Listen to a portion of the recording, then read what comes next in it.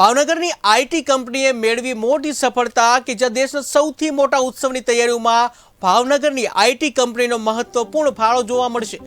રામ જન્મભૂમિ અયોધ્યા ખાતે 22મી જાન્યુઆરીના રોજ યોજાનાર જે રામ મંદિરના પ્રાણ પ્રતિષ્ઠા મહોત્સવમાં 1008 કુંડીય હવનનું આયોજન કરાયું છે। આ હવન દરમિયાન ભાગ લેનાર તમામ લોકોની દરેક સુવિધા માટે ઓનલાઈન સોફ્ટવેર મારફતે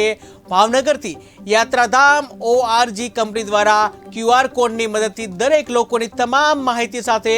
24 કલાક ઓનલાઈન ટેલિકોલર સુવિધાની વ્યવસ્થા પૂરી પાડવામાં આવશે અને આ આઈટી કંપની દ્વારા કોઈ પણ પ્રકારનો ચાર્જ લીધા વગર નિઃશુલ્કપણે આ સેવા કાર્યને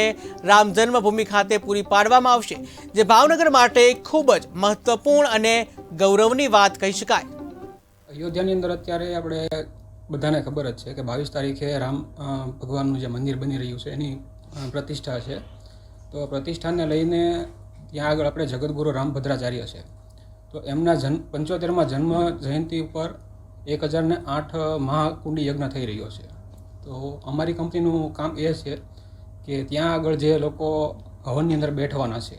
તો એ લોકોને કઈ રીતે બધું મેનેજમેન્ટ કરવું। અમૃત મહોત્સવ અયોધ્યા જે ઇવેન્ટ થઈ રહી છે એનો એક મોટો પ્રોબ્લેમ હતો કે યજમાનોનું રજિસ્ટ્રેશન કરવું, એમને ટાઈમ ટુ ટાઈમ ઇન્ફોર્મેશન મોકલવી, એકોમોડેશનનું મેનેજમેન્ટ કરવું, કોન્ડોનું મેનેજમેન્ટ કરવું, ટ્રાન્સપોર્ટેશનનું કરવું અને એ લોકોને એક ઇવેન્ટની લાઈવ અપડેટ આપવી। તો એના માટે અમે સોફ્ટવેર બનાવ્યો છે યાત્રાધામ.org કે ભાઈ એકોમોડેશનની સુવિધા એમને મળી રહે, પછી એમને કુંડની સુવિધા મળી રહે, તો કુંડમાં કઈ જગ્યાએ ક્યાંથી જવાનું, બધાને પાસે કોણ જોતો એવું મળી રહે, રહેવાની સુવિધા પણ જે રીતના એ લોકોને અગાઉ એડવાન્સમાં બધી ખબર પડી જાય કે ઓકે અયોધ્યા જઈને એમને આ જ જગ્યાએ રહેવાનું છે, આ એમનો રૂમ નંબર છે। અમને હમણાં ખૂબ જ સારી એક ઓપોર્ચ્યુનિટી મળી, જે આપણું પ્રાણ પ્રતિષ્ઠા મહોત્સવ થવા જઈ રહી છે અયોધ્યામાં, એની સાથે સાથે એ જે મંદિરની અને એની આખી એક અભિન્ન ભાગ ગણાતા શ્રી રામભદ્રાચાર્યજીનો એક 1008 કુંડીય મહાયજ્ઞ છે, જેમાં 125 કરોડથી વધારે આહુતિઓ આપવામાં આવી રહી છે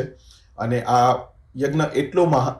વિશાળ છે કે એનું આખું મેનેજમેન્ટ કરવું એ એક નોટપેનથી કે કાગળથી એ ખૂબ જ કઠિન હતું। તો અમને 2 મહિના પહેલાં અમારી ટીમને એક માહિતી મળી કે એમને થોડું ઓટોમેશન કરવાની કેવી કંઈ ઈચ્છા છે કે બહુ ડિફિકલ્ટ છે, તો ઓટોમેશનથી થઈ શકે છે। તો અમે એ લોકોને આખો આઈડિયા આપ્યો અને સાથે સાથે અમે આ આખી એક્ટિવિટી કે જેમાં બધા યજમાનોનું રજિસ્ટ્રેશન થઈ શકે, એકોમોડેશનનું રજિસ્ટ્રેશન